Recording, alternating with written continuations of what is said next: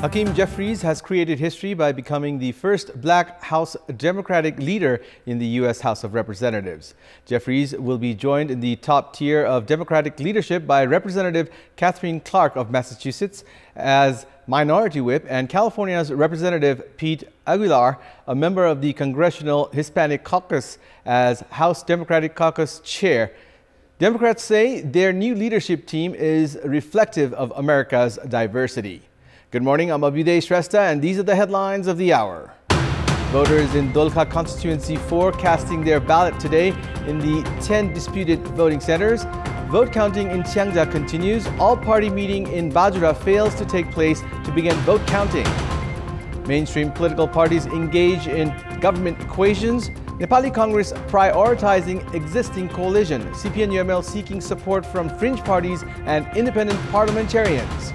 Hakeem Jeffries unanimously elected to become the Democratic Party's top leader in the U.S. House of Representatives, making him the first black American to hold such a high-ranking position in Congress.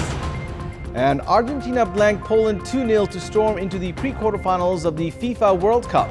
Poland also advanced despite the loss. Mexico crashed out despite a 2-1 win over Saudi Arabia. Voters in Dolkha Constituency 4 are casting their ballot today amid tight presence of security personnel in the 10 voting centers. The Election Commission is holding the election today after the November 20 election was disrupted. Security has been beefed up in 8 voting centers spread out in Abheudaya Rural Municipality 2, 3 and 6 and 2 voting centers established in Tamakoshi Rural Municipality 2. Voting began at 7 this morning and will continue till 5 p.m. In the meanwhile, vote counting is underway in Chiangja Constituency 2. Vote counting had been halted for 10 days and resumed from 9 p.m. yesterday. Parties including main opposition CPN-UML had demanded the Election Commission to hold the election again in Chapakot, saying that Nepali Congress had captured booths. The alliance led by Nepali Congress had meanwhile urged the Commission to expedite the vote counting. Based on the latest update, Nepali Congress pick Dhanaraj Gurung is leading with 4,590 votes, while UML's Padma Aryal is trailing with 3,455 votes in the House of Representatives race from Chiangja Constituency 2. In case of the Provincial Assembly, Nepali Congress candidate Bhojraj Aryal is leading in Constituency 2B with 4,083 votes, followed by UML's Mohan Regmi, who has collected 3,329 votes. Votes from Galyang 6 and 7 and Bhirkot 5 have been counted. Meanwhile, vote counting is yet to begin in Bajura as the all-party meeting called for yesterday evening to resume the counting failed to take place. An all-party meeting was called for this morning, following which the vote counting was expected to begin. However, the meeting has not been held yet due to the absence of representatives of CPN-UML. With the results of the general elections entering the final phase, mainstream political parties have expedited efforts for the formation of the government. The largest party of the House of Representatives, Nepali Congress, and second-ranked CPN-UML have both begun preparations for the formation of the government under their leadership. While Nepali Congress has begun efforts to give continuity to the existing coalition, CPN-UML is seeking support from fringe parties and independent parliamentarians. However, UML is not likely to secure a majority. Nepali Congress has become the largest party of the House of Representatives from the direct category with 54 seats, but are behind CPN-UML in the proportionate category. With 44 seats in the direct category, CPN-UML with proportionate votes is likely to reach the parliamentary figures similar to that of Nepali Congress. However, Nepali Congress and CPN-UML both do not have the 138 parliamentarians required to form the government. They have therefore begun efforts to seek support from other parties. Prior to the elections, Nepali Congress had expressed commitment of giving continuity to the current coalition and are making arrangements for the same. Based on the constitutional arrangement, if none of the parties gain majority in the parliament, the president allocates time to the largest party to seek majority for the formation of the government. Being the largest party, Nepali Congress will make efforts to form the government. Meanwhile, terming themselves the largest party based on the proportionate votes, CPN-UML has also expedited efforts by holding talks with other parties and independent candidates. Despite Nepali Congress and CPN-UML making efforts to lead the government, other parties will have a decisive role. Entities including Rashtriya Swatantra Party, Rashtriya Prajatantra Party, Janata Samajwadi Party, Janmat Party and Nagrik Unmukti Party have yet to issue their official decision regarding being involved in the formation of the government. Their stance will have a major role to play in the formation of the government. CPN Maoist Center and CPN Unified Socialists are not likely to collaborate with CPN-UML at the moment.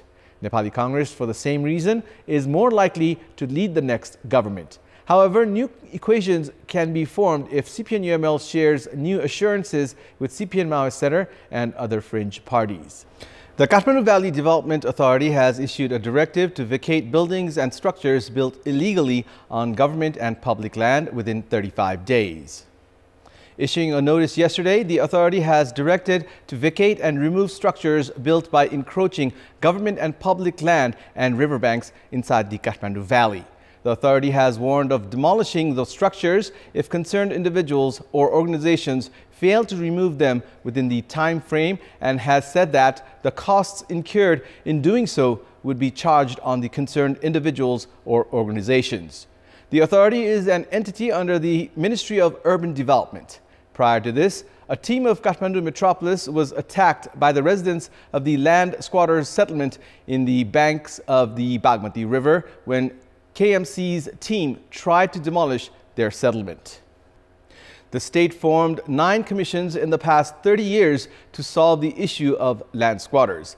Tens of millions of rupees were spent from the state coffers, while thousands of bighas of land were distributed during this period. However, instead of reaching a solution, the problem of the landless has further increased. Separate commissions were formed by different governments to address the issues of landless Dalit and land squatters in the past 3 decades. However, instead of arranging land for the Dalits and squatters, those commissions were limited to seeking political benefits. None of those commissions were able to collect data on the landless squatters. All governments have expressed interest in finding solutions to the issue of landless. However, the problems remain intact.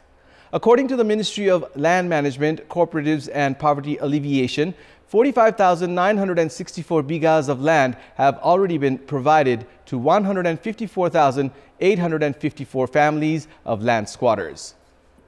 Tax is a major source of revenue for the state.